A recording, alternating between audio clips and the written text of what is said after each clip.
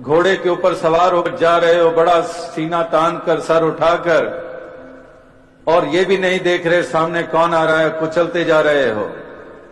तो शायर कहता है कि शायद सवारों, रास्ते में कई खंडहर भी होंगे, कुछ देर वहां रुका करो।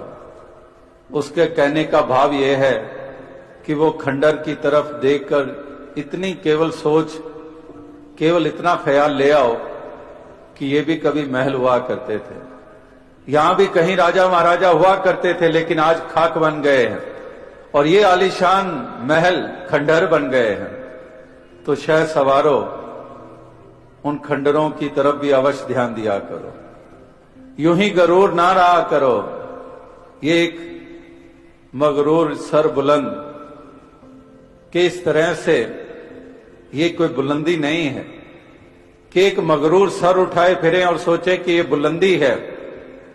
ये बुलंदी नहीं है, ये नीचापन है, ये पतन का कारण बनता है। इस प्रकार से इतिहास के पन्ने हिरण्यकश्यप वही मगरूर, लेकिन उसको सबसे नीचा माना जा रहा है। इसी प्रकार से जहां पर वो अपने नीचा होने के सबूत देते हैं, जो गुरूर वाले होते हैं, वहां पर अपने पतन का कारण भी वही बनते हैं, अपने पतन का भी कारण वही बनते हैं। कोई कहे कि ये कैसे डूब गया, तो कहते हैं कि इसका अपना अभिमान है, इसको ले डूबा, इसका अहंकारी इसको ले डूबा।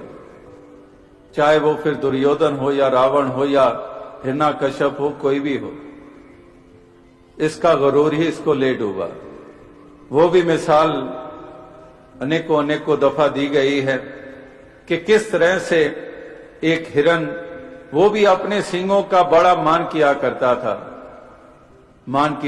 था और अपनी पतली टांगों को कोसा करता था। और एक दिन शेर पीछे लग गया, अब भाग रहा है, शेर भी लंबी लंबी छलांग लगाकर उसके करीब आ रहा है और आगे एक झाड़ी में से गुजरने लगा। तो क्या हुआ कि उसके सींग उस झाड़ियों में फंस गए। अब झाड़ियों में सींग फंसे तो शेर वहां पर पहुंच गया और उसको दबोच लिया।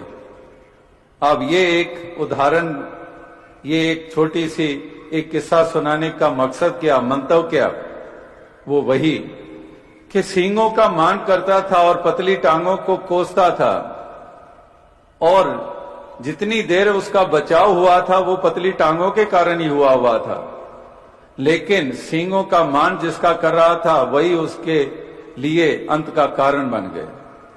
इसी प्रकार से मान मुनि मुनवर गले, मान सबे को खाए, कि ये मान अभिमान जो भी करता है, ये मान सबे को खाए, ये मान खा जाता है, ये पतन का कारण बन जाता है। ये मान मुनि मुनवर गले, ये नहीं कि अज्ञानी, अगर मुनि मुनवर भी मान अभिमान में कहीं आ गए तो ये तो आग होती है, आग के लिए कोई लिहाज नहीं है। आग अगर झोंपड़ी को छू जाए उसको राख कर देगी, और आग अगर महल को छू जाए उसको भी राख कर देगी। अगर कोई कहे कि मैं पढ़ा लिखा हूं, वो आग में हाथ डाले तो उसका भी हाथ जल जाएगा, और कोई अनपढ़ है वो डालेगा, उसका भी हाथ जल जाएगा। तो आग का काम जलाना है। इसीलिए अहम तो अहम है, ये तो रोग है।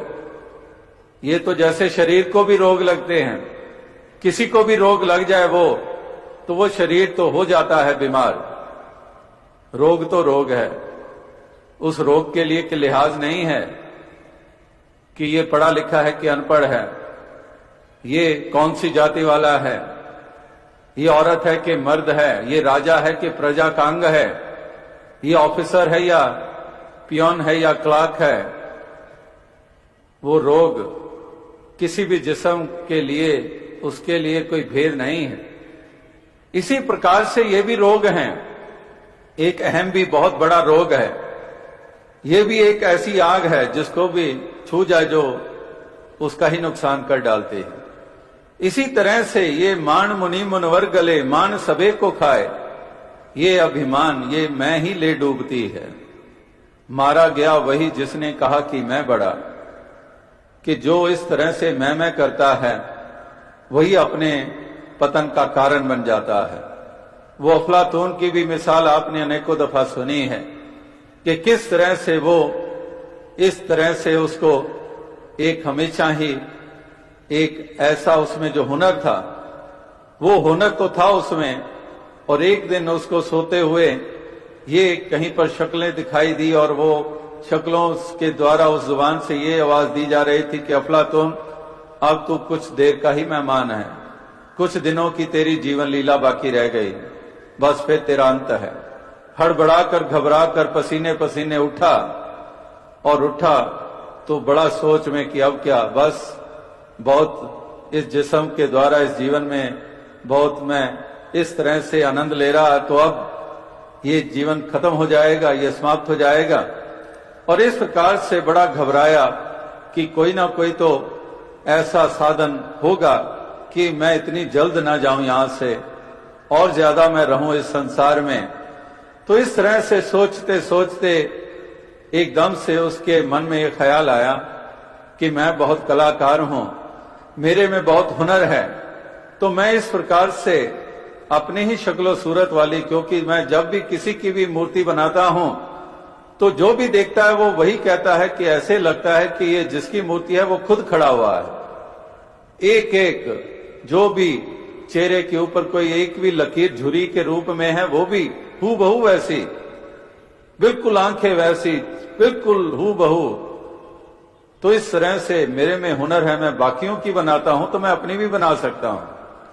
तो मैं अपनी भी शक्लो सूरत हूबहू कद बुद्ध सब कुछ वैसा ही आकार मैं बना देता हूं। तो जब दूत आएंगे, जम आएंगे, तो ऐसी अपनी मैं अनेक को बना लूंगा और इस तरह से वो भ्रम में पड़ जाएंगे। तो यही हुआ कि उसने अपनी जैसी दर्जनों बना डाली वो मूर्तियां हूबहू अपने जैसी, और वो भी वहां पर मौजूद वो दूत आए और ये थोड़ी देर सांस रोककर खड़ा हो गया। अब वो दूत कहने लगे ये क्या, ये सब एक जैसे ही हैं, तो हम किसी गलत को ना ले जाएं, हमारी पेशी हो जाएगी यमराज के आगे, तो इस तरह से हम किसी गलत को ना ले जाएं। ये तो बड़ा सोच वाली बात बन गई। तो कहने लगे चलो फिर कभी आ जाएंगे। दूसरा कहने